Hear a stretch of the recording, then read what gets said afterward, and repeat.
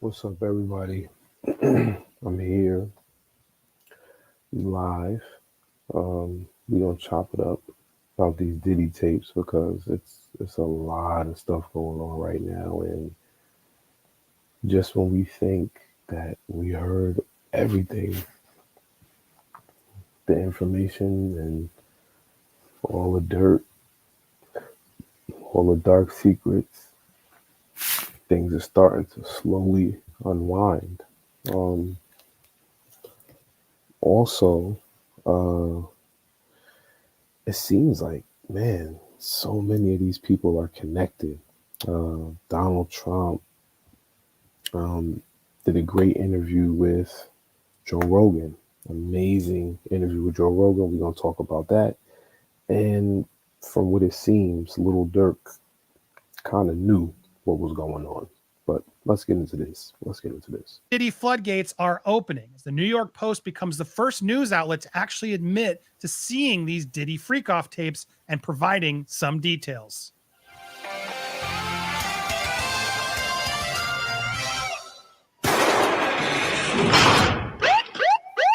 Welcome to Popcorn Planet's Diddygate coverage. I am Andy Signor, and yes, the New York Post is now confirming He called they've it seen Diddy. the tapes. Now, I haven't seen the tapes. A lot of you were mad at me. Andy, you clearly saw the tapes. Why? I didn't see the tapes. I was told by a source. And yeah, I'm not going to name the names of people who are victims on those tapes. Now, if celebrities are out there doing a crime or partaking in crimes or doing something where someone else is being put, against their will, etc., well, then out those celebrities all day.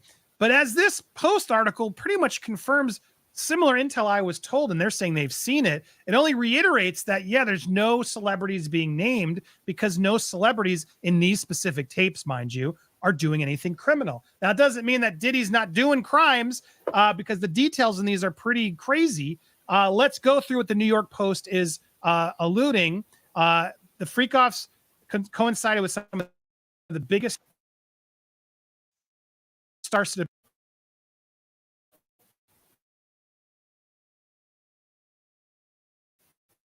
parties at the height of parties taking place hours after major events, according to a trove of video files and documents viewed exclusively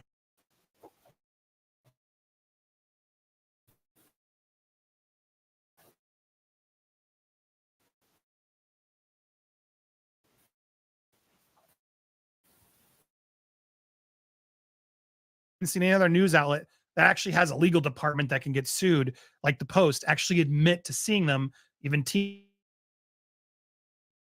and other outlets haven't gone there yet. These clips suggest that we'll call it the big O, the O word,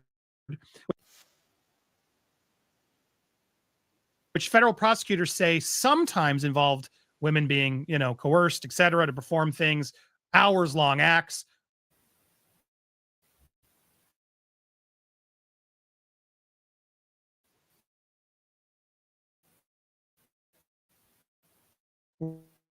Were happening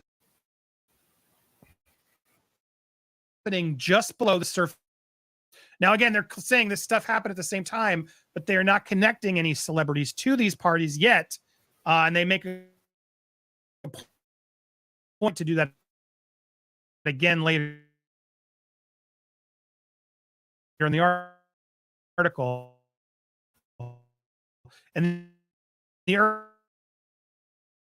early morning hours of August 29th, the after party from the MTV VMAs was still going strong. Actress Eva Longoria chatted with Fergie in one corner, Ice-T, Quincy Jones, Jeff Gordon, Paris Hilton mingled with guests. They put a lot of pictures in here with these celebrities to almost allude to, see, they know. But it's clear they didn't, judging by this article. Combs had hosted the VMAs, and the after party was the hottest ticket in town that night. But one by one, the celebrities left the party, and there is no indication they knew about or were invited to what happens next. That's key here, guys, because again, were they involved in criminal behavior, coercing, threatening, all that stuff? That's what we need to know. If they were just having a party with Diddy and doing private acts, it's really none of our business. Now, I know some of you still want to know, but we're not going to tell you that. And that's what my previous video was about. Soon the event Right. moved from the inside at Space Nightclub to Diddy's mansion. From there, it appears to have descended into a raucous X party, according to photos and videos viewed by the Post. By then, all the stars appeared to have gone, Yo, Diddy except for has one, been involved Diddy. in a lot. They were replaced by a cast of fit young men and women, all in various stages of undress. Now, were they against their will? That's what we need to figure out. Unclear. The Post article doesn't really allude to that. They do mention this, though, as two white men took turns having relations with a young black woman who clearly had, let's say, substance of a certain color under her nose. Take that as you will. Diddy could be seen. Okay, so I absolutely remember this article because I definitely just ran through it. They were saying that during after the VMAs after party, one of the people who are in this case said that they had someone, a young black lady, on a table with two younger white males. They're basically getting it in, doing their thing. And they're doing that, getting it in while other people are sitting around and watching them. And they're saying that this was a normal occurrence. Like, it's not a matter of, oh, you go in the house, everybody has their own private room. No, there's times when they're doing these ritualistic sacrificial things and they're actually standing around the person doing the act. It's insane. It's insane. In the background wearing a white t-shirt with the words "God's the greatest." It's the same shirt he's seen here that he wore at the VMA's after party in various clips in the media. In another clip from that night, a couple has loud relations on a table as a group of well-dressed people stood around. Now, again, was this consensual? That's going to be the main point here. The Post doesn't get into much detail. Seems to allude that they don't know. It seems like they must have. I assume the Post would write it if they sensed otherwise, but who knows?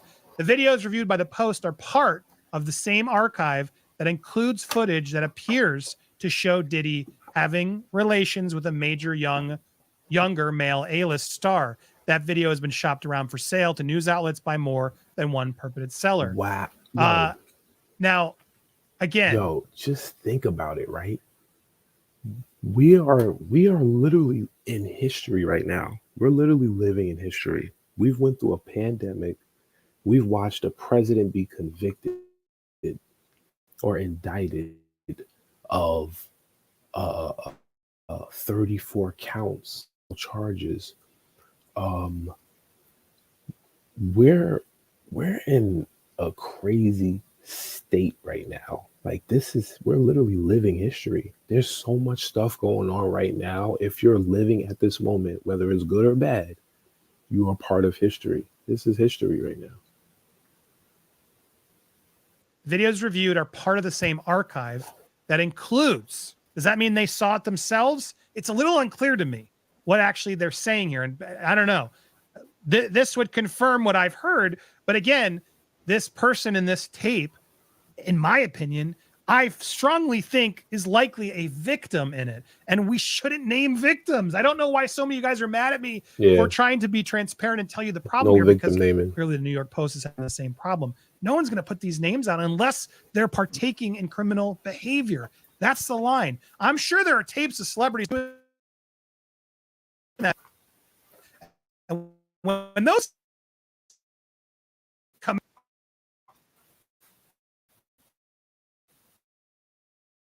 out, but that's the line here, and why this is a lot more complicated. And when I made my video revealing that I'd heard about these tapes, I hadn't seen them. I heard about them from a reliable source. It gave me pause at this whole story.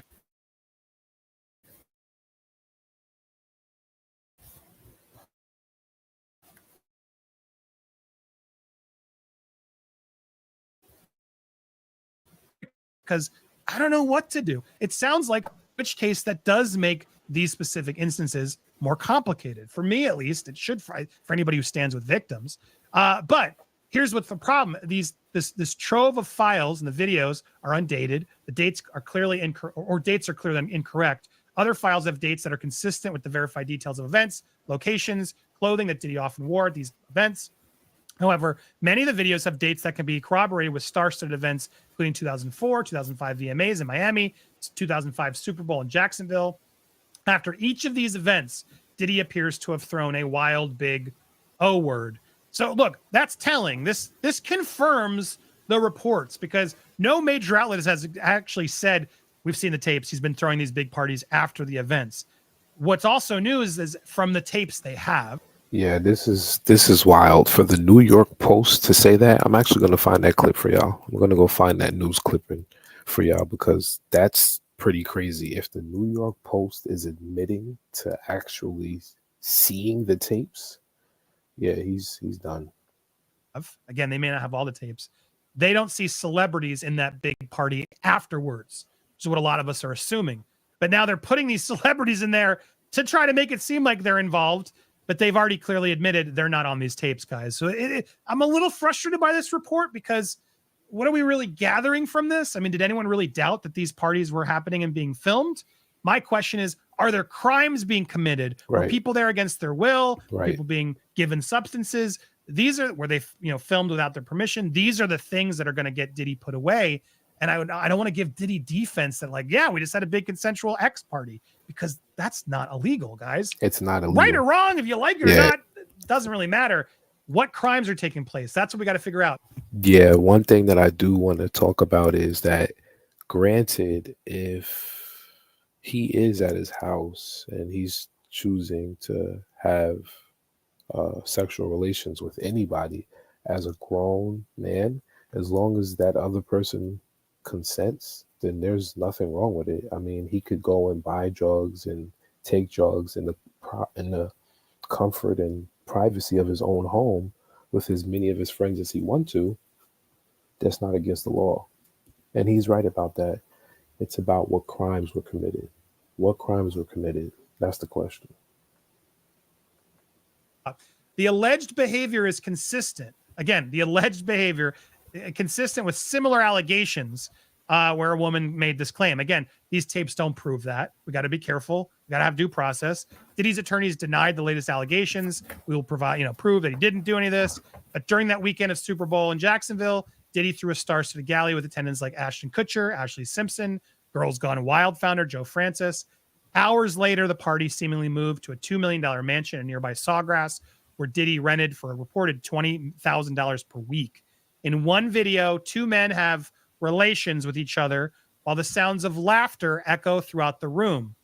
Now, again, what does that mean? Were they aware? Did they know? Were they consenting? It later appears that Diddy himself took part in the action that night and held the camera from his point of view while he appeared to engage in an act with a woman. So in that instance of that part of the video, the video's out, clear as day. People know he's filming. Just take that as you will. Again, there's no indication, though, that his Super Bowl party guests, the celebrities, knew about the big O, the O word, that took place afterwards. So even the Post is being very clear. Guys, there weren't celebrities on these tapes that we saw, but he was having big, crazy parties with adult activities and workers. That's true. That's confirmed. But did anybody really doubt that? I don't know. Not a lot of massive details here that I think are going to help the case, but it does confirm what we knew and sharing some details here.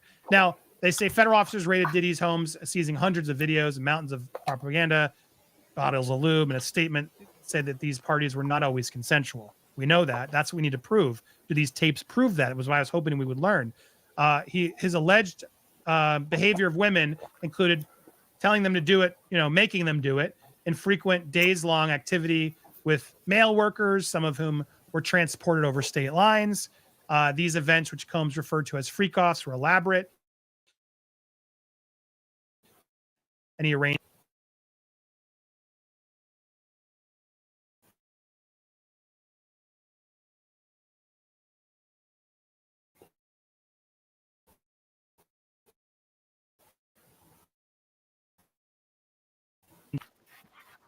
power he obtained through obtaining and distributing substances to them, exploiting support financially, threatening to cut them off from that support, controlling their careers, et cetera, et cetera. Now, this is all the stuff that's been alluded, and again, I believe a lot of it.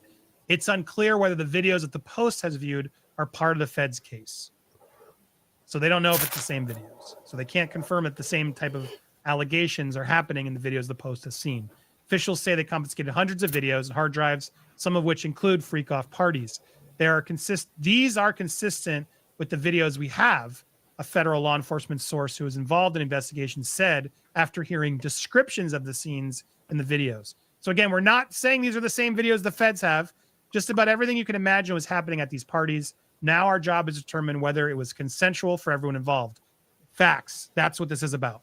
If anyone has been trafficked or the laws have been broken, that's when they'll get involved. In the videos viewed by the Post, the identities of most of the participants are unknown, but the feds believe that at least some of the victims in videos they obtained were coerced. Now, again, the Post is sort of trying to say that their videos are as bad as what the feds have, but the way I read it, and you guys take it the way you want, doesn't sound like the Post caught Diddy doing anything criminal in these videos, or at least it wasn't obvious.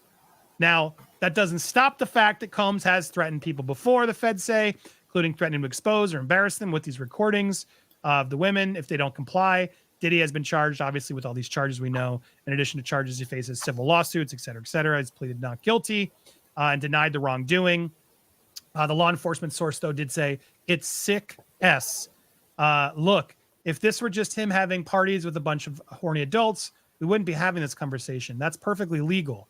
But that's not what we're talking about. This man is a predator. Now, agreed, I do believe that, but do these tapes prove that? Does the Post actually have anything here? Or does this kind of acknowledge, well, yeah, he had a bunch of workers over and they agreed to do these freak-off parties? I'm a little confused by this. And I don't love that the Post is still trying to sort of give a little bit more detail as to the celebrity on the tape, the A-lister, because I'll say it again, get mad at me all you want for having morals. I believe that person's a victim, and we should not be demanding those names. And again, I stand by the last video I made, because celebrities are getting revealed to people, but the names aren't actually going to come out. And I try to explain why with an expert and a lawyer as to why. And it's sad to see so many of you that just want to hear the names anyway, even if that person was using a substance that gave him no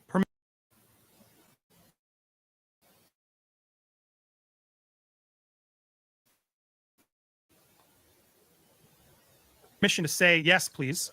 And then it's filmed without his permission while the act is happening.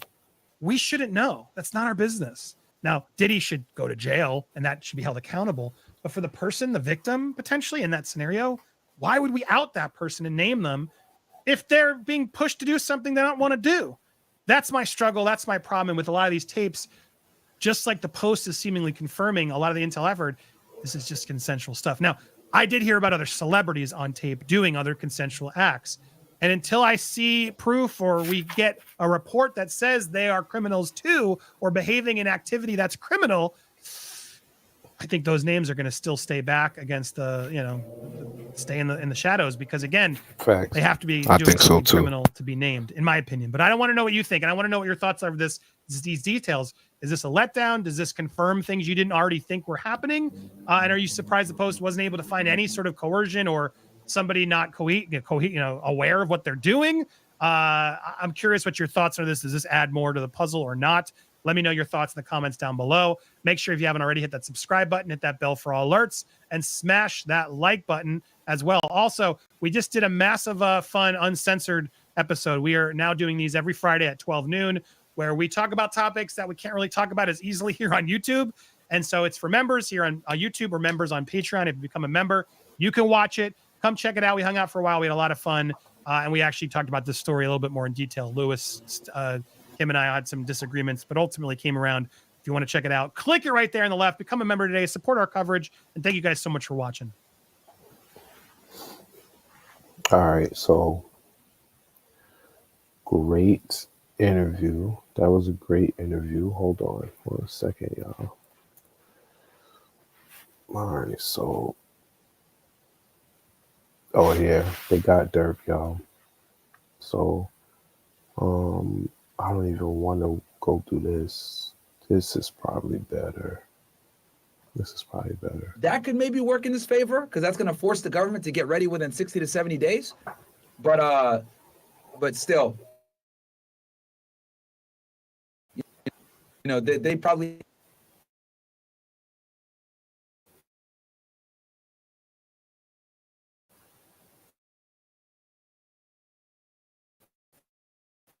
have a pretty first. One of them is going to flip. One of them will. Yeah. So bail is looking like that's not gonna happen, right? You know what people are talking about is cooperation, though. Some people believe that there's someone who is wearing a wire.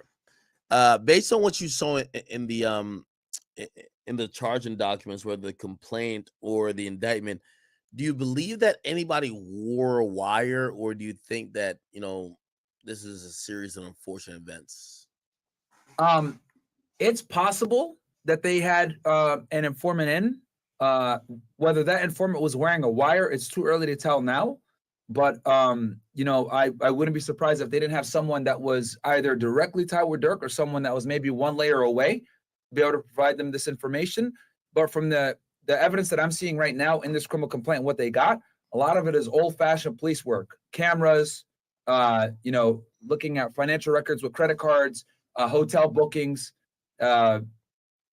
basic stuff that they were able to pull, working with other agencies. So, but remember, criminal complaints 9 out of 10 times don't reveal everything they have. They just reveal what's necessary to establish probable cause. They give the bare minimum to get the guy arrested. So they might have way more. And we won't know until Durk's lawyer gets the discovery. But that's going to dictate what happens from there. Yeah. But I'm surprised if they didn't have at least one or two sources into the situation. Yeah, there's been talk about a guy named OTF Jam, and like maybe he's the one cooperating. When I read through the indictment, and maybe you could help me explain this. So the 3 shooters who hopped out and shot the guy and subsequently killed Lil Pop, 2 of their names are, and there's one guy still as co-conspirator 1. Does that mean he's why would they lock up 2 guys and the other guy is not locked up, and they would list him as co-conspirator 2 if he's not telling? There's multiple different reasons for that. I mean, sometimes they'll do that just to make things easier so that they don't constantly put a bunch of names in. It's like kind of more like a writing style thing. It could be. It could be because it's someone that hasn't been arrested yet. That could be a part of the reason why. It really depends on the situation. So, but it's scary. Do you believe there was a wire used in this situation or no? Like a wire or wiretap? Okay. When we say wire, are we talking about Title III intercepts where they're actively picking up phone calls and real-time information? Or are we talking about an informant wearing a recording device? Second one. Okay. Someone wearing okay. It's possible. It's possible. They didn't refer to it in any of the, at least I didn't see anything in the criminal complaint about anybody wearing a wire, but they can absolutely have it. They just didn't disclose it in the charging documents, but it's definitely possible that they had it. Or if not, there's other times where so when I was an agent myself, right? Whenever I dealt with like violent cases like this, like where you have gang members and, there's always this fucking imminent threat of violence. A lot of the times I wouldn't put my informant in with a wire unless it was absolutely necessary. And the reason why is because I don't want my guy being nervous and scared and acting at a regular nature, not acting regular, because they're going to suspect him.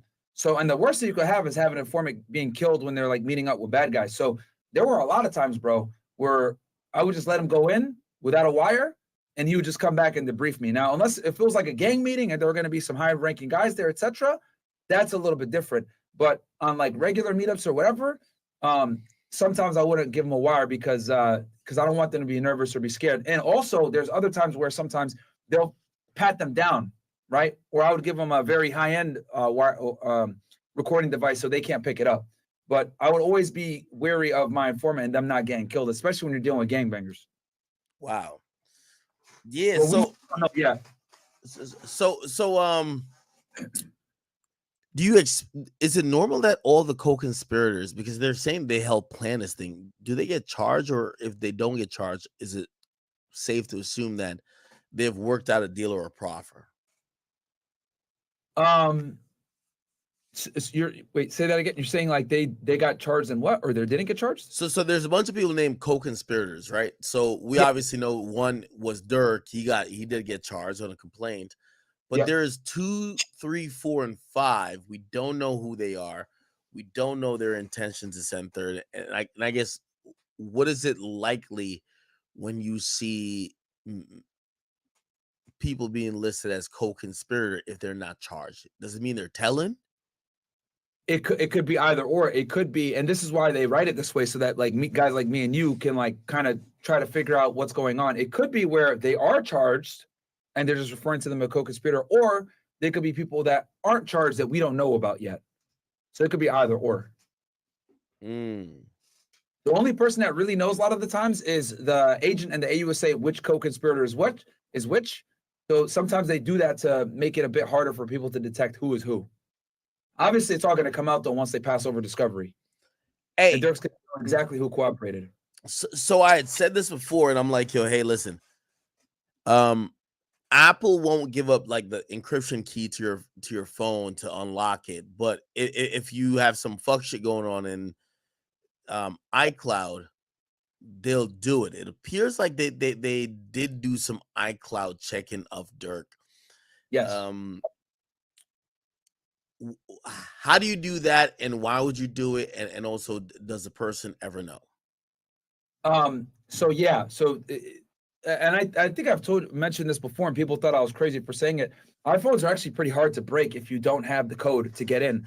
And on top of that, Apple won't give the feds your stuff. This is why, like, you know, FBI had like a whole legal issue with Apple not giving them codes to get into phones and stuff like that. But the iCloud is a way that you could kind of get around that, and that's why they went that route. Because whenever you don't have the actual device, you have to. What I anticipate is they got Durk's or one of the co-conspirators' iClouds, and they wrote a search warrant for it, and they were able to pull the information from the cloud. Wow. Versus the hard device. Wow. Quick predictions. Do you think that do you think Durk gets out of this? You know, bro, it pains me to say this because I actually do like Durk's music. I think he's one of the best rappers, but he's finito, bro. It's a wrap. Because I guarantee you, it's not just this murder for hire case that they got him on. I think this is just the beginning of a snowball of charges or other unsolved crimes that they're going to try to solve through him. Because there's a bunch of murders in Chicago that Durk's going to have knowledge of and his team. And at this point, yeah, I just don't think it's going to be. There's no way. Do you think Durk could tell on anybody else that might be of interest to the cops? I think the only way Durk is going to not have to stand tall and get damn near a life sentence is he's going to have to cooperate with the police and help them solve all those unsolved murders in Chicago, backdating, you know, when the drill era started in the 2010s. He would have to come forward and solve all those fucking murders and help them figure out who killed KI, who killed the ops, who killed this individual, etc. And he'd have to piece the stuff together, assuming the feds even give him that opportunity. Because keep in mind, those murders in Chicago are all state cases being run by Chicago PD and or maybe the state police. So the feds might not even give a shit about it because this is a case being charged by FBI LA. So they might not even have an interest in pursuing these unsolved murders in Chicago. But I would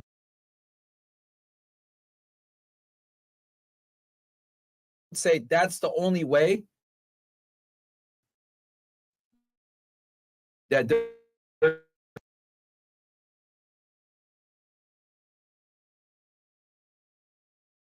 unsolved murders in Chicago. Wow. Wow. Pretty fucking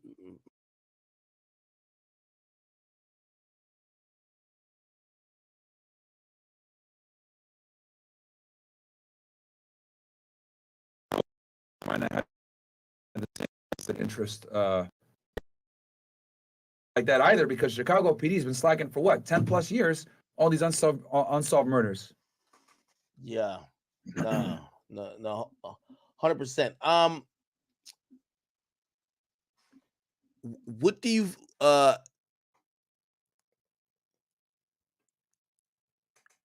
what could you see, like, say the shooter, right? If he was cooperating, right? Yeah. Obviously it's in federal court, so now we're talking about 5K1 letters and shit like that. Could you see potentially maybe somebody who's a shooter testify or cooperate against Durk and gets, I don't know, 15 years? For sure. I think that's why they picked the 5 guys up first. I think that was their original strategy, was to flip one or two of them as a as a key witness. They get a better deal, and then Durk does the brunt of the time. Because what's going to happen here, whenever there's like the feds come after you, right, and they charge you, you get like different times based on being like the leader or organizer of an organization or of a criminal activity. So in this case, Durk was the top guy. Like, I guarantee you, this FBI file, if we were to look at it, it probably is going to be reading like Durk Banks et al. So he's the file title, which means he's the main guy. Yeah. They picked up those 5 guys in anticipation of them cooperating, and then they would go ahead and get a better deal in exchange for bringing Durk forward, who's the leader organizer. But they didn't anticipate that he was going to try to run like he did. So that's why they had to go ahead and do a criminal complaint via telephone, like you saw. Yeah, no. Hey, I'm gonna be honest with you, man. This is so intriguing, but it's so shocking. How does the feds keep this like low?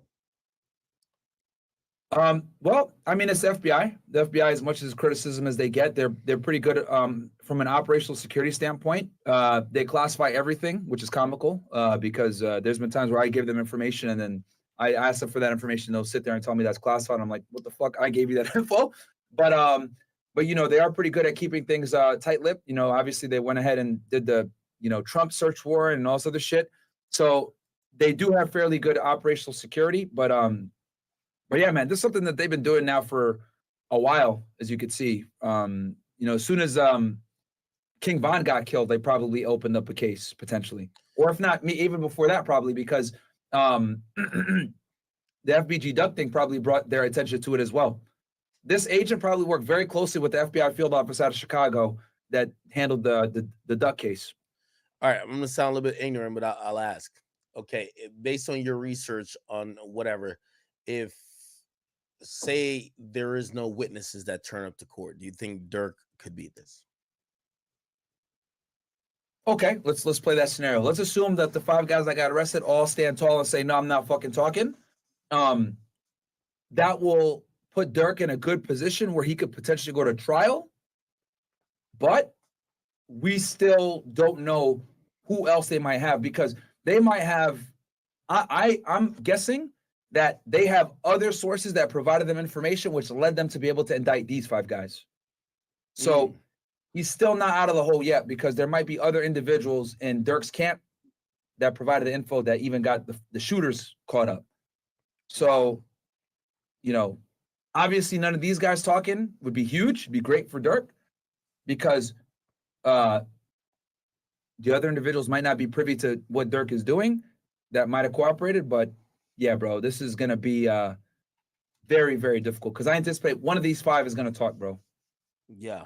No. Hey, this is gonna be one of those things, man. Man, I'm not gonna lie, bro. I'm tired as shit, bro. It's 4:00 here. I'm about to hop off of this joint. Yo, I do wanna get into some of the, we didn't get into. First of all,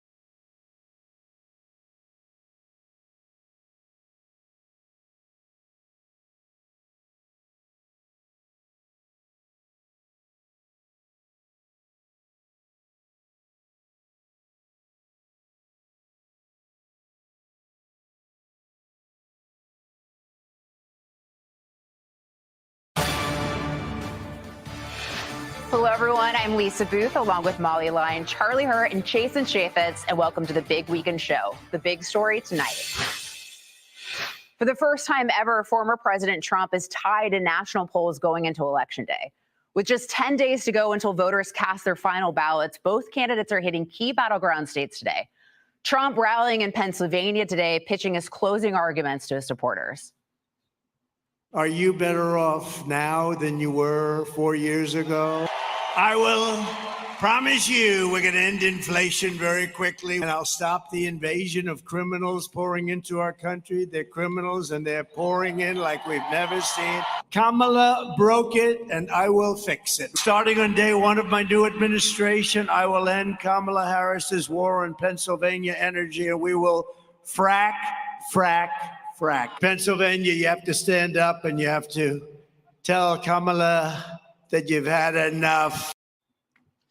As the latest Fox News power rankings are all forecasting 7 swing states to be a toss-up, a New York Times Siena College poll has both candidates in a deadlock for the popular vote, each at 48%. We have team coverage tonight. Senior White House correspondent Peter Doocy in Kalamazoo, Michigan, with Vice President Kamala Harris. But first, we go to Alexis McAdams in State College, Pennsylvania, where the former president wrapped up his rally a short time ago. Joe Rogan podcast. So we can't leave the lights. So think of this, 20 years, $8 trillion that we can't leave the lights on in a plane.